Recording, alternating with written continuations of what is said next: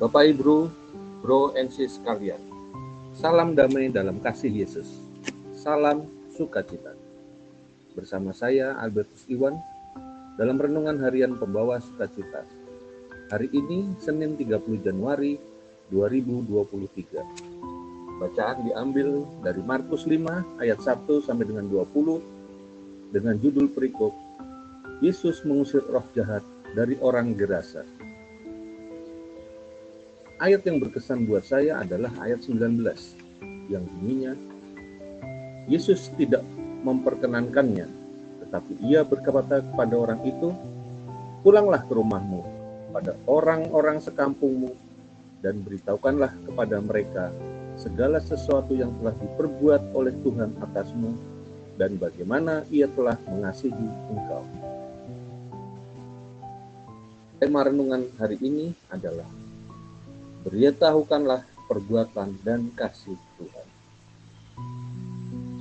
Tugas Yesus adalah membebaskan mereka yang berada dalam penderitaan tanpa terkecuali. Perhatian Yesus tak luput pada masyarakat Gerasa di Israel. Gerasa bagi orang Israel merupakan salah satu tempat orang-orang kafir. Di daerah itu penduduk masih tinggal di gua-gua, pemakaman, dan tempat-tempat yang asing. Pemikiran orang Israel di sini pun masih sangat primitif. Yesus tidak menerima pemikiran seperti itu, sehingga ia berusaha meluruskan pemikiran mereka. Yesus mau agar orang-orang yang kafir itu juga menerima kedatangannya. Kehadiran Yesus di tempat itu membuat roh jahat merasa terganggu. Yesus yang penuh kuasa sanggup menyuruh roh-roh jahat itu yang diam pada orang itu bahkan pergi. Roh-roh jahat tidak mampu melawan kuasa Yesus, sehingga roh jahat itu sendiri meminta pertolongan darinya agar orang yang dipenuhi roh jahat itu terbebas dengan perantaraan babi. Yesus pun mengusirnya, dan sungguh luar biasa roh jahat itu tunduk kepadanya, sehingga semua menuju babi dan orang itu selamat.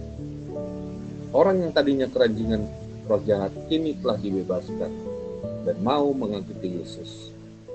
Yesus mau agar mereka semua memberitakan kepada orang-orang segala sesuatu yang terjadi.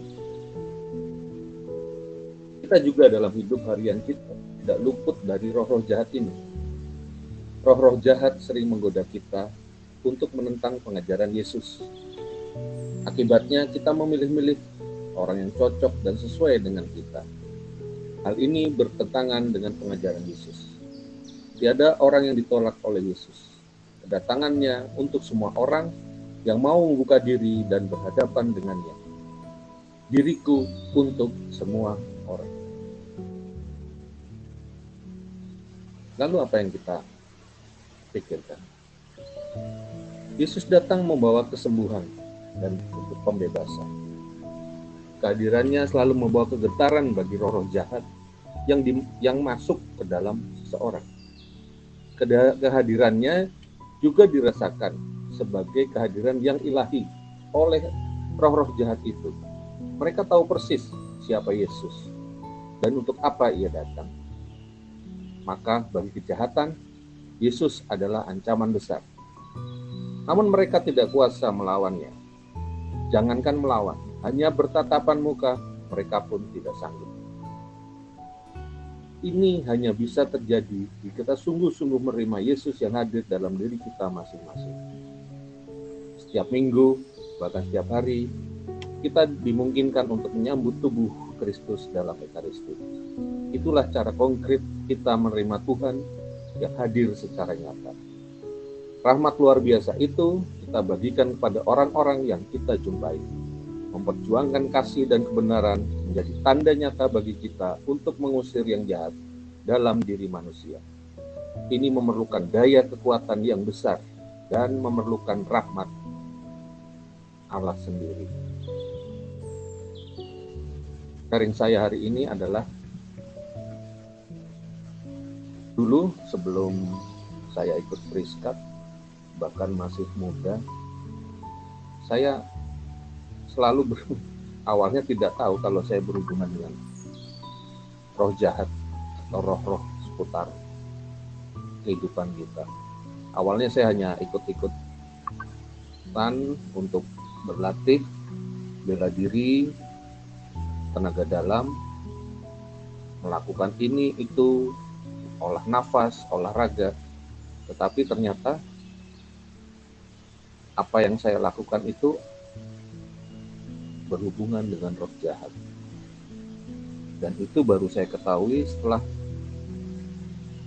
saya cukup lama berlatih dan tingkatan saya juga sudah cukup tinggi. Akhirnya setelah saya paham, dan bahkan pada saat ikut camp pun dijelaskan sekali lagi apa itu roh jahat, apa itu yang merasuk ke dalam diri kita yang tidak kita ketahui lewat tenaga dalam. Akhirnya semua yang tersisa saya lepas, karena pada waktu sebelum camp, pada saat saya setelah menikah itu saya sudah melepas sebetulnya, tapi masih ada sisa-sisa yang harus saya lepaskan. Dan setelah ikut camp semakin mengerti, bahkan dengan membaca kitab suci semakin mengerti. Kalau dulu saya ngusir roh jahat istilahnya tidak takut apa-apa, kalau sekarang bukan takut, tetapi dalam kitab suci dikatakan bahwa dia akan kembali lagi dengan kekuatan yang lebih besar, dan itu yang kita harus hati-hati di situ. Lalu apa refleksi yang bisa kita ambil dari firman Tuhan kali ini? Yang pertama, apakah kehadiranku di suatu tempat bisa membawa perubahan bagi lingkungan menjadi semakin lebih baik?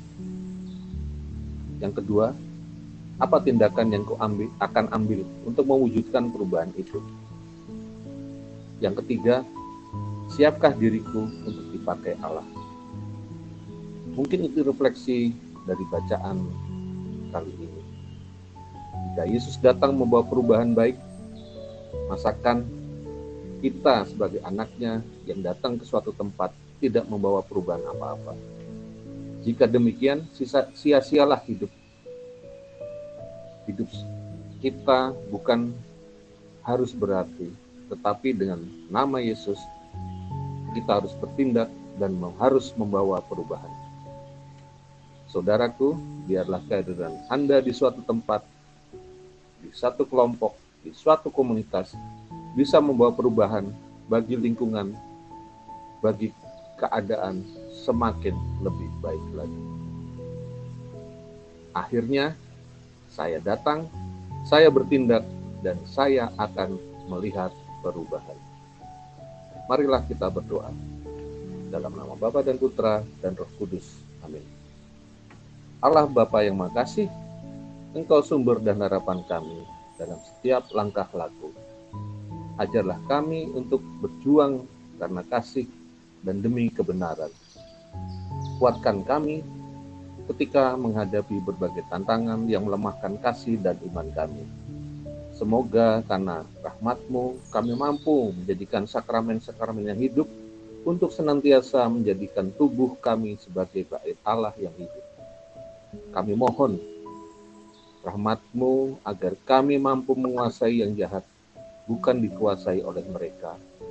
Dan semoga dengan demikian kehadiran kami menjadi tanda kehadiran ilahi. Akhirnya, siapkan diri kami untuk Kau pakai sesuai dengan kehendak-Mu, dimanapun kami berada.